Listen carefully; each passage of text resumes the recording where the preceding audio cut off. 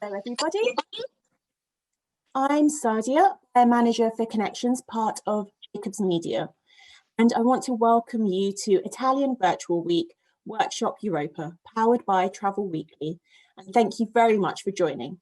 I hope the event is going well for you. It's now time for a wonderful, authentic experience in Basilicata. We're delighted to bring you this live experience today, but as you know, anything can happen with technology, so let's keep our fingers crossed. Basilicata is a beautiful region where the landscape do nothing but provoke true emotions in everyone, whether they be artists or tourists. Matera is one of the oldest cities in the world and was the European Capital of Culture in 2019. Its history over the centuries tells a story that is being portrayed by artists and filmmakers. To begin this experience, I would like to introduce you to Antonio Nicoletti, Chief Director of the Regional Tourism Board for Basilicata. In his spare time, Antonio is an accomplished pianist and loves art and music. So Antonio, over to you. Hello, Sadia. Thanks for organizing and for giving the word to me, and hello to everyone. I will start soon showing you the place where I am located. We are in Basilicata. We are, as you said, in one of the oldest cities in the world. And this place literally was inhabited since the very time when mankind learned to live together. At that time, they lived in a place like this one, where I am now, which is a cavern. And as you said, Matera and Basilicata are places where tourism is something that can leave experiences and emotions in the heart of people crossing by these places. This happened a long time, since 8,000 years, and the place where I am now is a place that was used during the medieval as a convent, while the city itself developed in front of me, where I am heading right now, and you can see it by my camera. It is UNESCO heritage since 1993. It is one of the oldest places in the world. But what is really stunning is what happened to Matera in the last 50 years. After Second World War, this settlement hosted 16,000 people that were moved because they lived in caverns.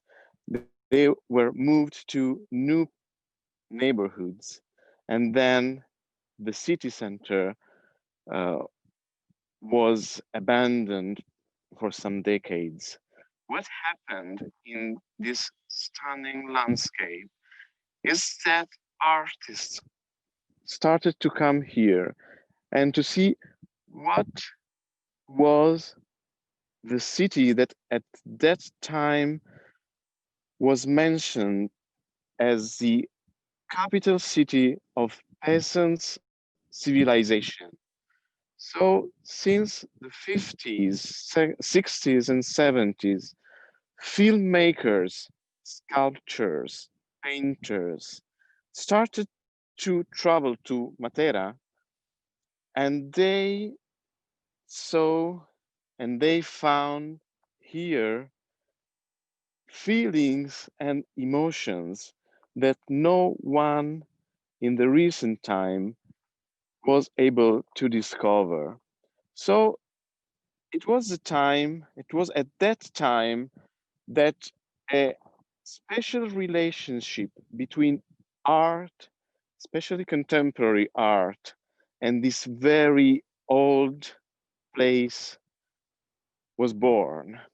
So sculptures, musicians, composers, and I said again, filmmakers started to come here and to find new raw material for their stories. So it is something that has bound Matera to the imaginary and to the idea of a place where the story is always present, but story can be the start and the kindle for new culture that here has been produced, thought until last year when Matera was the European capital of culture. I mentioned filmmakers, and this as a curiosity for you. I can say that since Pierpaolo Pasolini in the 60s, Matera became the Jerusalem of for filmmakers, and Hollywood chose Matera as Palestine for many, many films. But the curiosity is that even broadcasts like blockbuster, sorry, like Wonder Woman or the 25th episode of James Bond, No Time to Die, was filmed here last year, and it will be launched on cinemas next spring because of COVID. So we are all looking forward to see the movie with Daniel Craig and Lea Seydoux doing fantastic acrobacies in Matera Sassi. And so I will show you what it look like to uh, hike around here and to go in places which are very fascinating. And these were places where uh, old um, uh, old knowledge was put in place. Historians and urban scientists have discovered how our ancestors were able to transform into something concrete and real the very modern concept of sustainability. Whatever you look here in the city is something that was built in perfect balance with nature. And someone say that Matera itself is the urban show of what nature is something organic with the landscape. And this UNESCO itself was able to tell us.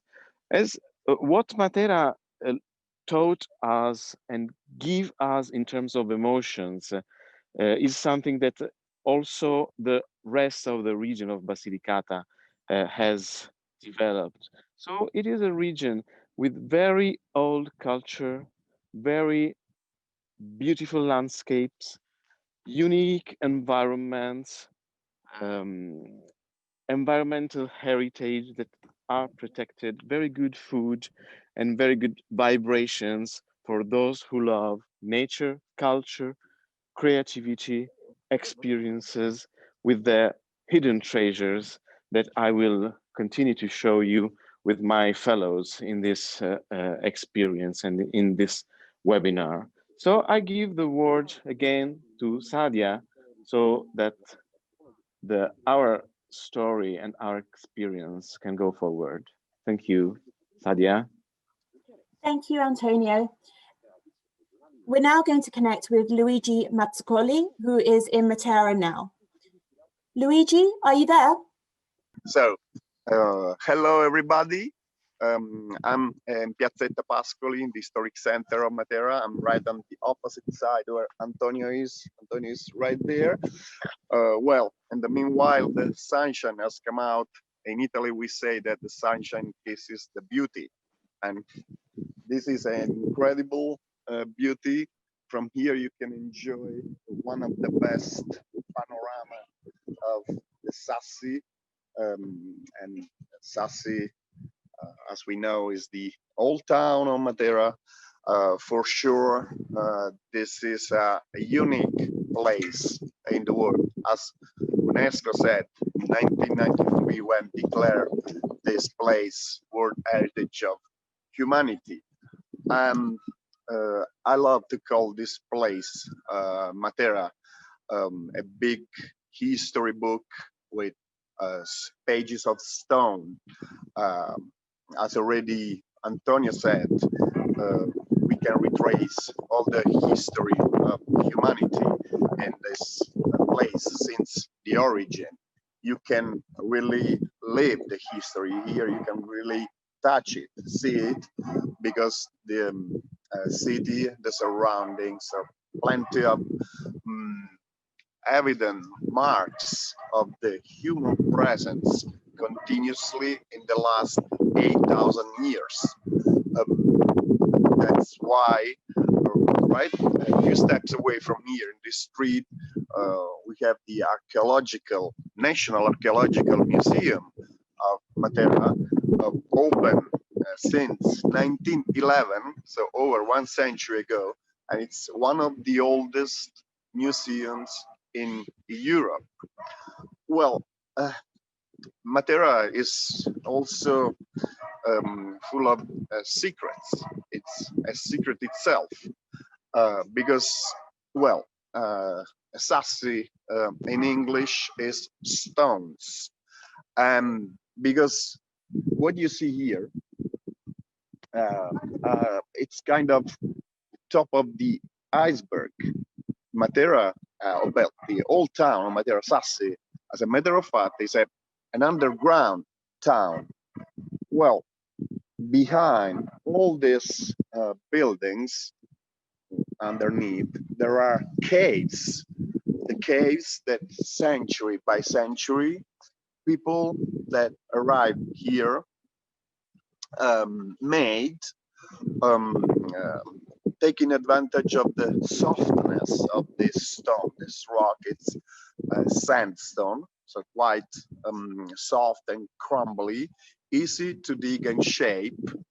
That's what they did, and they this way made their houses. We call them cave houses.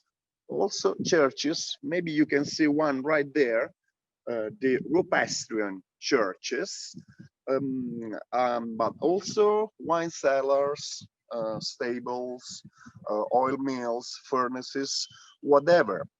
Well, only more recent times, between the 15 and the 1700, these caves were developed with a membrane part outside, in front or on top of the cave itself, and the Sassi eventually became like you still can see today. So approximately we can say that what we see outside is only the 30% of the total. The 70% is inside. That's why I told you that this is like the top of the iceberg. Well, this place is kind of magical. It's very inspiring. That's why many artists came here. Came here and still come here to get inspired for their works. As Antonio said, painters, sculptors, writers, and also filmmakers, because it's a very, very inspiring place. But many people ask why humans arrived here in the prehistory and then lived here till the present days. Well, because in this place we have everything to live in a good, prosperous way, a good climate, a perfect soil for agriculture and for animals to farm, and also water. If you follow me now, I can show you here. So we have a connection between the history and the artists. We have a sculpture here. This is a big drop. It's made of bronze, a work by the Japanese artist Kenjiro Azuma that died a few years ago. It was 1994. 10 years ago, he had a personal exhibition here in Matera, in a rupestrean complex in the Sassi. Then the local administration decided to buy this artwork because it's very symbolic for the history of Matera. A drop, a raindrop, to be precise, because the rainwater has been the main source of water for these people that allowed them to live here in a place quite dry. So they, in the centuries, developed this huge and complex system made of channels, canals, and cisterns carved out into the rock that allowed them to collect all the rainwater. Every single raindrop was collected and stored, and that's why in every cave house in the Sassi they had inside a cistern, and there were more in the neighborhood, in the courtyards. The Sassi, you will see some later. Thanks to Luigi, if yeah. I can add something, it is what you said. It is really meaningful because the sculpture that you showed us is something that summarizes the relation between this city center, its history, and water. And water Exactly. means nature, and water means life. So what we can say, looking at this fantastic landscape, is that the balance between our neighborhoods and the environment, which is something very important for contemporary living, is something very present in all our millennia of history. And these meanings are studied and discovered by artists and transformed into messages that you can see and you can experience. And experience is a keyword of this webinar. And what I can add now, if you agree, Sadia and Luigi, is that in this place, even if you sleep, you are doing a unique experience. And if you sleep in our caves, if you have our fantastic food in our cave restaurants, you can be sure that it's something that you will never forget. It's something unique, and it's something that will remain in your heart forever. So I would ask Sadia to give the camera to our fellow Dora in the beautiful, charming place that she will show us.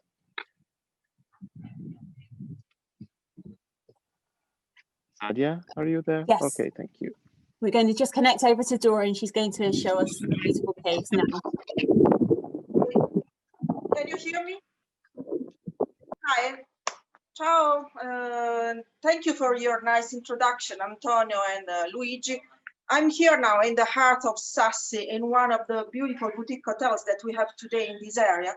As Antonio and Luigi were telling, this area till a few years ago was an area considered poor district of Matera, inhabited by poor people, and then people were moved out by the governments because of the bad condition of life in huge cave dwellings. But Matera now is experiencing a new Renaissance age, so that these old cave dwellings are going to be transformed in beautiful suite of beautiful boutique hotels, such as the one where I'm staying now. I am in the courtyard of this small boutique hotel that was starting just a few years ago with a long renovation of these huge cave dwellings that became today beautiful suite, as I was telling you. We enter and have a glance at one of them. As you can see, we enter into a cave. But today this cave is full of beautiful pieces of furniture, sometimes recycled also by the owners of the hotel that like to collect also strange things sometimes, such as this wood that is a piece of the set of the movie by Mel Gibson, The Passion of Christ. They like to combine the pieces of design furniture with old furniture. As you can see here, we arrive at the bottom of the cave where we see actually two caves, one for the double bed and the other one for the restroom. As you can see, even the restroom is in the cave. Today is an incredible solution for the guests that appreciate a lot this kind of transformation. Together with that, we find, as I was telling you, design furniture such as a chair by Busnelli, a famous Italian designer, or a bed cups. So the ancient and the new times together combined is a nice solution. I want to show you something else in this place, another cave room, and then we are going to discover that the system to collect rainwater, as Luigi was telling you, this place, this town is also famous for the incredible system to collect rainy water that during the centuries became a really complicated example of water engineering, probably. So that today we count more or less 1,500 system underneath the floors of these courtyards of the cave dwellings. Just follow me. I show you quickly another cave room to give you an idea of each of them. Of course, in every hotel, in every place, rooms are completely different because they were modeled by the people that were living here. Here we see another suite.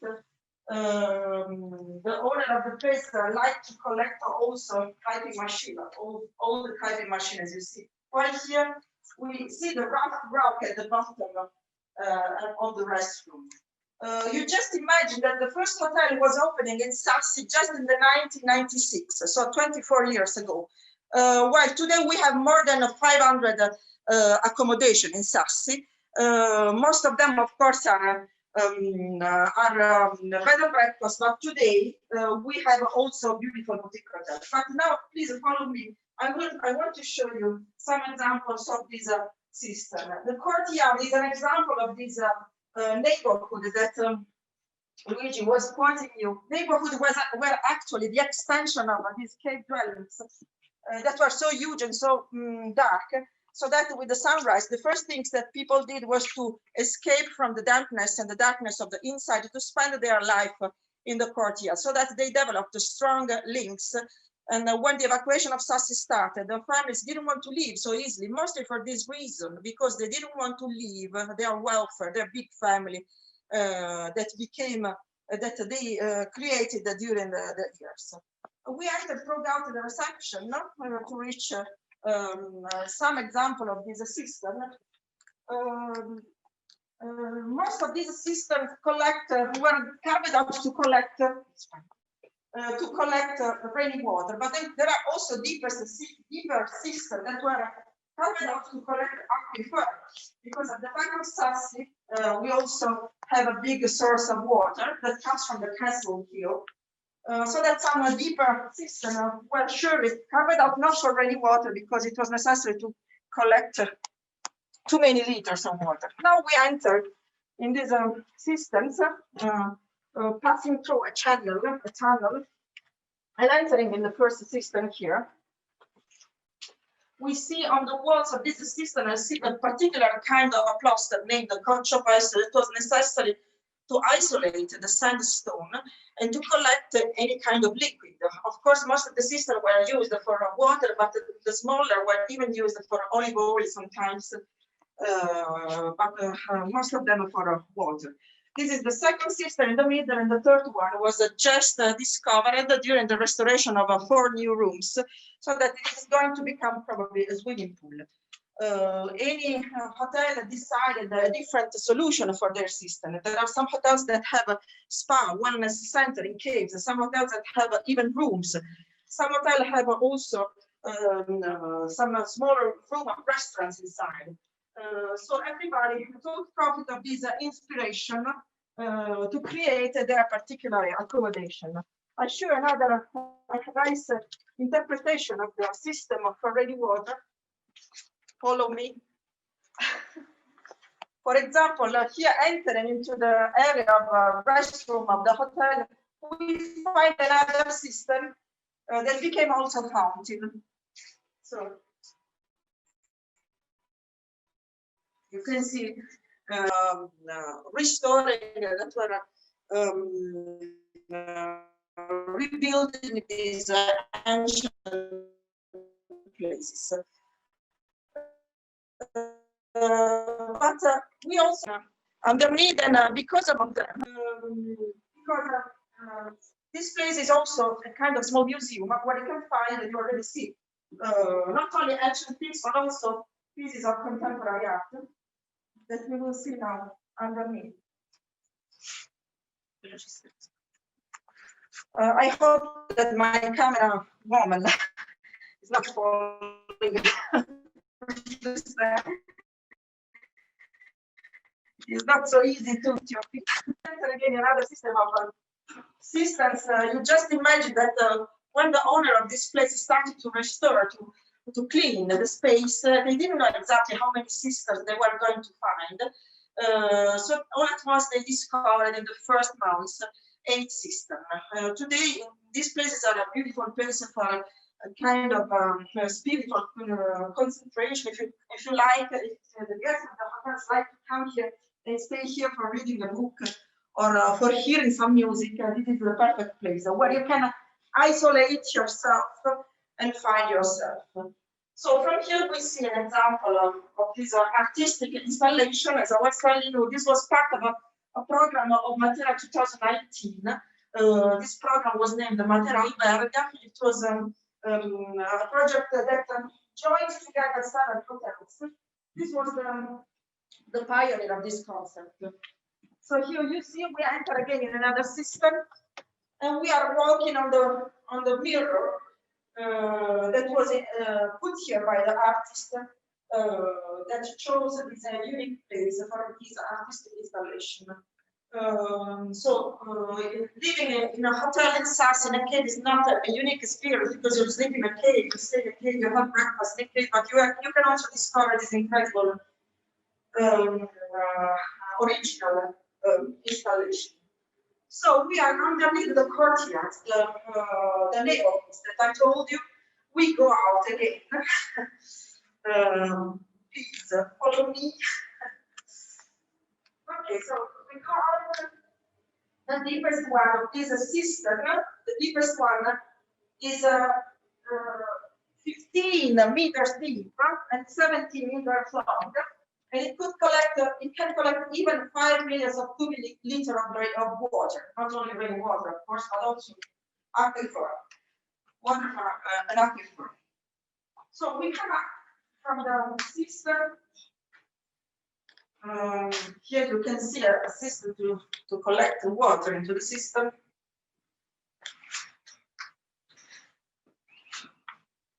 Coming out from the system,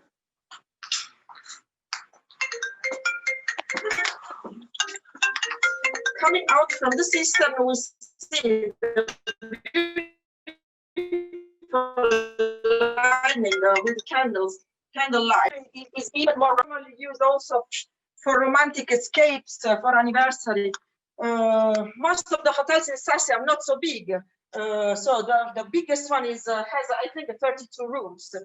But this is a natural solution because most of these hotels are in several old cave dwellings, as I was telling you. That when Sassi were evacuated became state-owned. So 80% more or less of the dwellings of Sassi were state-owned, and then they were given as a leasing to owners, to hotels, to the residents that chose Matera, chose the Sassi di Matera, the perfect place where to live. It is also nice to know that if Sassi district, if the old downtown was considered the poorest area of the town just 60, 70 years ago, today, in the last 30 years, it became a kind of glamour district. So that it is a contrast in our family sometimes, because the older generation don't want to see this place anymore, while the new generation see this place as a glamour place. Of course, the international tourism is discovering this beautiful solution, this unique place. It is really a honor for us. We are really proud when we hear tourists that say, we had the same emotion visiting Venice.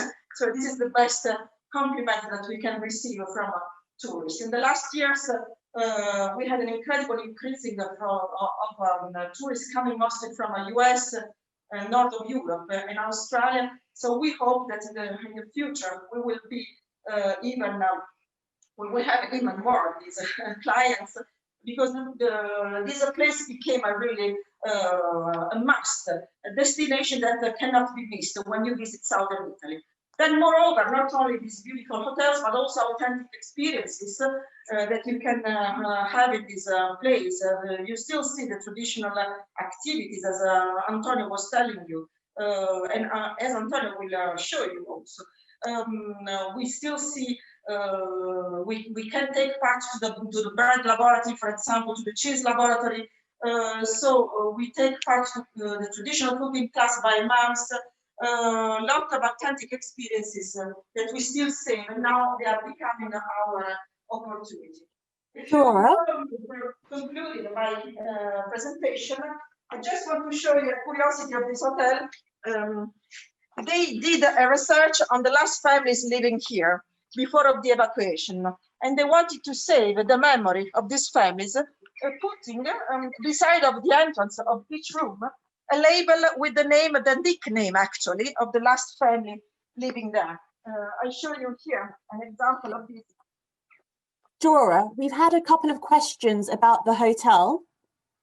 Yes, just a second. You see, temporary home. This was the house of the Ciacciarid. Ciacciarid is the nickname of this, the last family living here and evacuated after the 50s, while Stefano is the name of the last guest that was staying here. So please, you wanted to make me a question, yes? Yeah, so I think we've had a couple of questions. Everyone, I think I can speak on behalf of everyone that they would love to come and stay at that hotel. Could you repeat the name of the hotel just for everyone? Can you say the name of the hotel? I didn't say that, actually, the name of the hotels. There are many cave hotels. Today we are in one of these boutique hotel that is part of a soft brand named the Matera collection, but the Matera is full of cave hotels. So that this is just an example that we chose as an example for many other hotels. Each of them is different, so that you can look for one of them, or you can ask more information later, probably. So yeah, and in terms of the weather, when it's winter time, how are the hotels heated? They have a really modern system of ventilation that works as a conditioned air for the summertime and as a heater for the winter time. The temperature actually inside is quite always the same, because this sandstone keeps the same temperature. It is a kind of isolation. It produces a kind of isolation, so that the temperature inside is always nice and perfect and corrected just by this system. The main problem actually was humidity and dampness in these places, so that each hotel has a complicated system for changing air continuously. Otherwise, mold rises up quickly from the rocks. When it is rainy, the water comes in this porous stone, in this porous rock, and then comes out as a mold and a dampness. So that the main problem is not actually the temperature, but the dampness. But we have technology today. So these hotels were opening in the last 24 years, as I was telling you. This place was opening 7 years ago. So fortunately, they had the opportunity to use the best technology, the best system to keep everything dry and healthy. So you don't feel any smell, any dampness inside. You don't feel any cold. You can regulate the temperature as you prefer. So today it is the cave is an authentic experience, but we also have, of course, the technology that helps us to have the best experience of ever. Thank you so much for answering those questions and for showing us around. We're now going to connect with Antonio again, who's joining us from an artist's authentic laboratory. Antonio, are you there? Yes, I'm here. I'm here. I just add to what Dora was saying, that Matera, it is not only a very old place that connects itself with modern and contemporary art, but also with very contemporary and forward-looking technologies. And just to tell you, it's one of the 5 cities in Italy where the national government has installed and experimented 5G technologies. So Matera is old, but it is also contemporary and it is also forward-looking. But where am I right now? I told you that I will show you some secrets of this place, and it is a place where stories are just behind any door. Here I am at Francesco's laboratory, where a very, very old technique and art survives since the time of the Grand Greece. So Francesco, tell us, what do you do here with your father and with your family since generations? Yes, we are working here 1960 and 1964 with my father, and I worked here for around 20 years to continue this old tradition.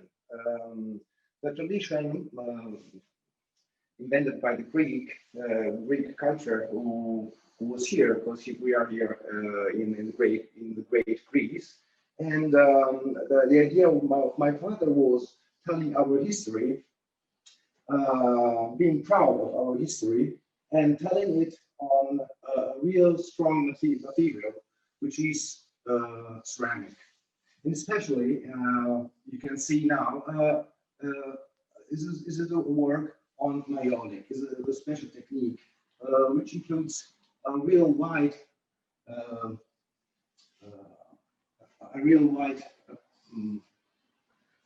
surface, a real white first surface, to get the real energy of the colors. So what your father does is, and you also, is telling stories, yes, coming from our past and, yes, putting them on ceramics. On ceramic, why? Because the Greeks made like my father and I too, telling story on ceramic. We are now working on myolic. I said it goes for the colors. On the Greek pots, you don't find this kind of colors, and these colors are a special thing of this laboratory, because my father had he studied in Brera in Milan, at the Academia of Brera, but the colors and the technique of the ceramic he does is the result of being of the work together with the great artists came here in Matera, loving Matera, great artists as Jose Ortega or Pietro Gonzaga, and they worked here in this laboratory, and they worked together with my father, and they worked together with this great artists, made this myolic. This myolic is something special, as you see. So you can see here. Are not as the Vietri school or the Caltagirone school of Maiolics. These colors are really a kind of invention of my father and artists who came here to work with my father. So when I told you before that contemporary artists come here and learn something from the place, they work with the local craftsmen, and while learning, they also teach. So there's a big part of local craftsman production that has learned something from the best artists of contemporary Italian art from the 60s to the 70s until now. So this is something that I wanted to show you in order for you to have an idea of what you can come across walking and discovering in Basilicata. It is not only Matera, the place that we would like to show you, because Basilicata is a region where you can experience raw environment, raw landscapes, wood, rivers, sea, mountains, historic centers, but you can also do stunning activities and amazing experiences like what you will see in the video that now Sadia should launch, I think. So Sadia, with these images of the place where Francesco and his father work, I would leave you the word, and thanks for what you have done so far. And Thank you, for Antonio. listening to everyone. Thank you, Antonio. Thank you, Francesco. It's been such a wonderful experience. Unfortunately, we aren't going to have time to share the video, but we will share the link. So please feel free to have a look at it as and when you can. It was amazing to learn about all the stunning art pieces, and I'm sure we're all going to be adding this beautiful region to our wish list very soon. So for our next experience, we will be transporting you to the Sicilia region at 3 p.m. Italian time, where we will visit both the east and west side of the island. Sign up if you already haven't done so. And then again, for those of you who have got a little bit of time, we will try and share a quick video in the chat of this beautiful region, but also feel free to log off if you need to join your next meeting. So that marks the end of the session. Please feel free.